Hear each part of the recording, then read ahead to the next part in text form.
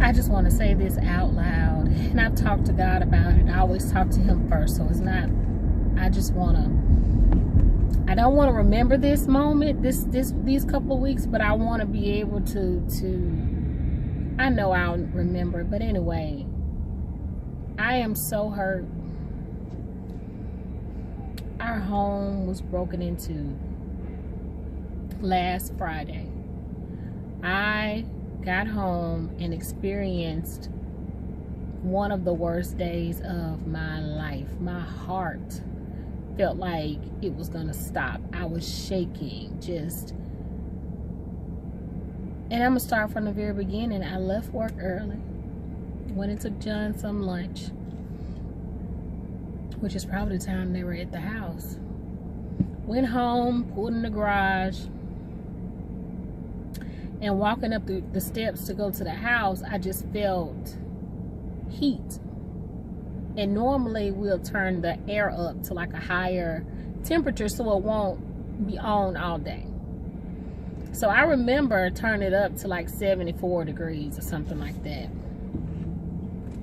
So I'm like, what is that heat? And it was awfully bright under the door, but I didn't think anything of it, you know. So as soon as I opened that door, and you can't really see the doorway, you can, but not really. Closed the door and walked up, I saw my front door open. Wide open, the frame busted down. I immediately was helpless, like shocked, stunned, like just didn't know what to do. So then, as I reached for my phone, I started, well, prior to that, I didn't even think about nobody even still being in the house. It just didn't even cross my mind. But when you turn to the right in our home, you see our fireplace, which had our TV on top of it. And when I saw that TV gone, I just knew. I mean, I knew it with the door bust open or whatever, like it. But it's just hard to put all that stuff together when it's happening to you, you know, when that has happened to you. So I immediately saw that TV, and my heart sunk even deeper than it was. Saw the TV missing, and my heart sunk deeper than it had, and I just started going from room to room while I was calling 911, calling the police to come out. And I noticed everything that was gone. I mean, they wiped out all our electronics, like the TV off the fireplace, the Xbox system, the controllers, the Wii U, the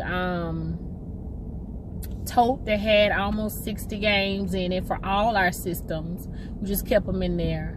Our TV out of our bedroom, the fire stick that was in the TV, my laptop that was on the side of the bed under my school books, our camera,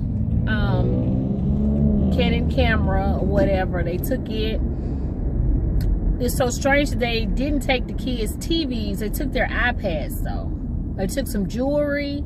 Another strange, my jewelry. Another strange thing is they took John's hats, which was kind of weird. And so, you know, the police came, and we hadn't even had a chance to like go through everything. I mean, my husband came first. Still waiting on the police to come. Like, I just couldn't do nothing but cry out to God, like, help us, like, help us. I've never experienced anything like that. I mean, somebody to come into your home and take your stuff, and it's like, I'm not gonna be okay until I figure this out, you know.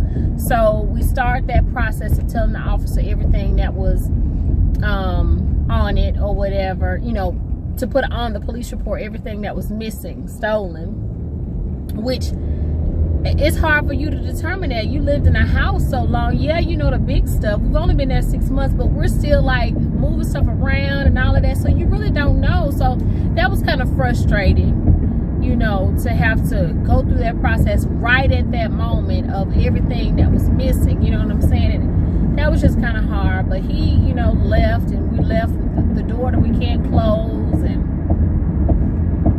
so we you know, had to call the company to get, you know, to come fix the frame for the door, you know, and we're just like livid. And then for your kids, you know, my mother-in-law came, you know, and she was there when the police came. I called my dad, he came and he brought my kids, and it's hard, you know, to tell them and to look at them you know, because somebody wanted to come in and take our stuff, you know what I'm saying, like that's, and take their stuff, you know, and it was nothing I could do, but it's just like, I just can't believe somebody would do that, you know, and then we're trying to figure out what to go off of. We didn't have any cameras or whatever, like, and it's just hard. So, you know, of course the weekend, you know, we're trying to find ways to secure the house. Had to come back and fix the door on Sunday. Monday, an officer came by. He may have been a detective, I don't know. I thought he was a detective until he asked, has a detective contacted you? I think he was the guy that was supposed to come take prints and stuff, but he didn't do that. You know, he just asked a million questions, and used his flashlight. That's all he did. So we're still trying to call an insurance company and all this kind of stuff. It's just like we're at a dead end. You know, I don't feel comfortable there. So you know, Tuesday or Wednesday, John finally got a call from the adjuster or whatever, and she was really nice. I don't think I got a call from the detective until like Wednesday. You know, she apologized for not, you know, calling or whatever, and I'm having to give her all this information about it or whatever, and it's like, it's just hard. I'm having to give her, you know, the name, the contact information of everybody who's been in the house, you know, things that were missing or whatever, because, you know, they use some kind of system to see if somebody's pawned anything, the list of people that I gave her or whatever. And you know, I just don't see how that's going to be helpful, because people don't really pawn these days. They go sell that stuff on the street, you know. So I'm giving her that information. You know, she found out that somebody had broken into that house in 2016. So, you know, we're going back and forth with who it is. You know, the neighbors across the street had some guys working in their yard for 3 days last week. That's who my husband thinks, you know, John thinks may have been, you know, the ones who did it. And it started making sense because they saw our schedule. You know, they saw us leaving and coming every day. We had packages delivered those days they worked. They worked maybe 3 days or 2 days, but they didn't work that Friday, which was the day we got broken into. You know, so she's talked with them. Apparently it's a dead end with that or whatever, which I just think they need to look at it again. It's just so crazy because this person was bold enough to come through the front door. So if you're bold enough to come through the front door, then you didn't mind somebody else passing by seeing you there. So who would that be? Who would that person be that wouldn't mind being there and nobody noticing, you know, them being there if they just drove by? Like, it wouldn't set off a red flag, you know? And I started thinking about the people who worked on the house or whatever. Like, you know, the guys across the street, they definitely know our schedule, and John had to go get a package one day that was delivered while they were working, and they watched him the whole time, you know, get the package and bring it up. He had to literally speak to him because they were looking at him that hard, you know. And he called me that day prior to the break-in and was like, you know, I don't have a good feeling about them, you know. And we don't judge people like that, not quick like that, you know, because we're black, we get judged all the time. But he was just like, I don't feel good about them across the street, and explained the situation to me. So, and then boom, Friday, they don't work and our house get broken into. So today is Thursday. So I'll probably talk to the detective on Tuesday, maybe. Yeah, Tuesday. We talked again on yesterday because I texted her and asked her, you know, what if we asked, one of the entrances to the neighborhood is gas stations there, you know, can we ask them, you know, and one of them is facing the street. You know, I'm just trying to do whatever I can. And I was asking her, you know, would it be okay if we asked them, could we view the tapes, you know? And, you know, her response was, what do you think that would show? It would show if they went out that way, our stuff on the back of the truck or something. You know, that's just my whole thing. So she didn't respond. So then when we went to the house yesterday, I had a doctor's appointment, so I went home early. And John bought these alarm door stops for the door. And I got off early and went home. But I was too afraid to go in the house, because when I pulled in the garage, I could hear this beeping. So that immediately had me thinking that somebody has been here, and that's the alarm that's going off. So I called the police. I didn't do 911. I called a non-emergency number, and I called John, and he came, but they came before him, so that they could go in and make sure it was safe before I went in. And I had to explain to them that we were robbed or burglarized on Friday, and that's why I'm so fearful. But it wasn't anything. The power had went out, and it made the other alarm in the house start beeping or whatever. So prior to leaving to go get the kids, I've been looking for Josh's shoes that we ordered for him, like on the 3rd of October. And normally when we order from him, they come pretty quick. So, and every day I would look, it would just say shipped, but it wouldn't give me any delivery information. So yesterday it did, and it told me that they were delivered at 11:02. So that means they took his shoes too. So that kind of gave us a time frame in which somebody was there. So it's like, did the same person who had been watching us, like, did they see the shoes get delivered and then, okay, they wanted more, or were they coming to break in our house and then the shoes was a bonus? You know, so, and those are Jordans and the Sperry's, you know, and you work hard for your stuff, and somebody could just come in and take your stuff. Like, I've been praying to God every day. Like, I know God's got us. He's got us, I know. I won't be okay until I know who did this to us, because it could be anybody, you know, it could be anybody, and I'll be okay. Like, they took our stuff, but they took my peace. They took my peace with them. So after I texted her and told her I had been waiting on a package that I just now noticed that did not get, but it was delivered that same day at 11:02, that's when she called and asked me, okay, so what's the deal about these cameras? And so John, upon leaving to go get the kids, he stopped at the gas station that I saw had a camera facing the street, the entrance to the neighborhood, and asked them would they mind helping us in this situation. And they said no. It had to be the police, it couldn't be us. So she was supposed to go and get the tape today, the footage, to view it. So I'm hoping that she did. Like, I'm really praying to God to give me the intuition, give me the wisdom to assist in this process, like, and to give to her too. She's a detective. It just seems like it's a priority to her, but not so much because nobody died or anything. But my peace of mind, my part of me died, because we truly feel like God bless us with this home, you know. And then for the enemy to just come in and steal our stuff, they're trying to deter us from that, because at the end of the day, we serve a good God, and I know that. And even in this situation, how bad it is, I still serve God, and I still thank him for everything, even in this situation, because I know he's gonna bring us out. I know he's gonna bring us out, but I'm still human. And that's not a but to knowing that God's gonna bring us out. That's a but to going home every day, seeing your stuff gone, and you just reliving, you know. And I don't want people to think that that's something that we could just get over just like that. No, you can't get over that, because you don't know who it is. You don't know who it is. You don't know if it's somebody a couple streets over, you know. You don't know. You just don't know. You don't know how these people have been watching you. You just don't know. Like, I want to know all of that. I want to know who violated us like that.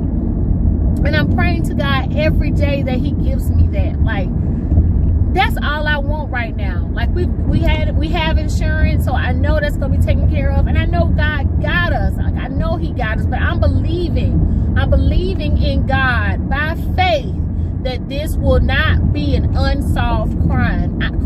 I am praying to God that he reveals it.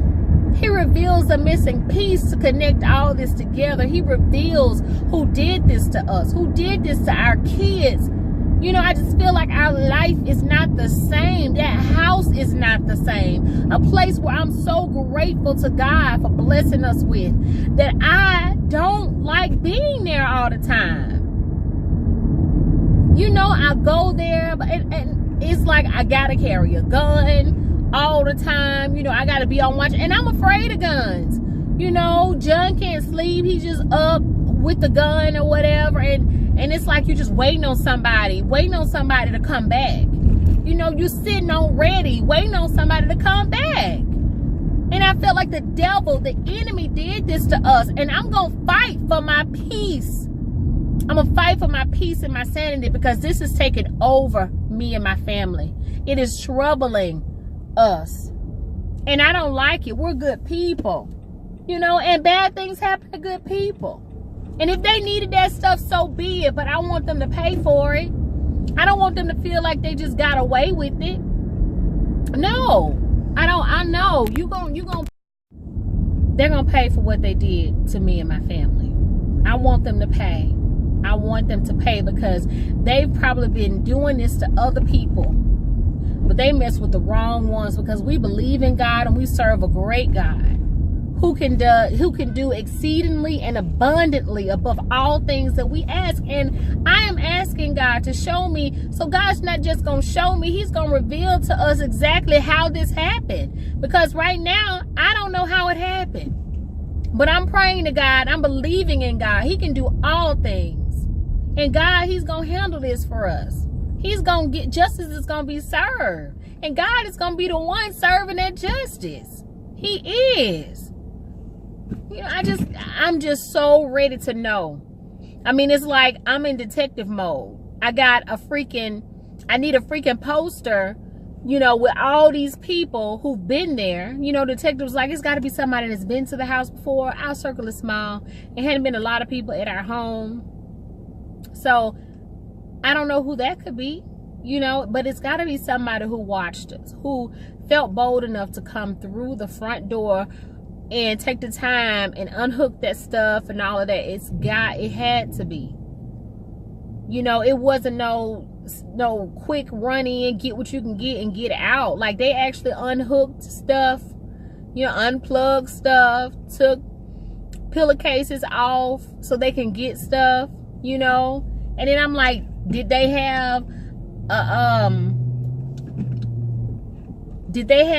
some sense come to them? Or, you know, by walking in the kids' room and not taking their TVs, but you're gonna take the iPads?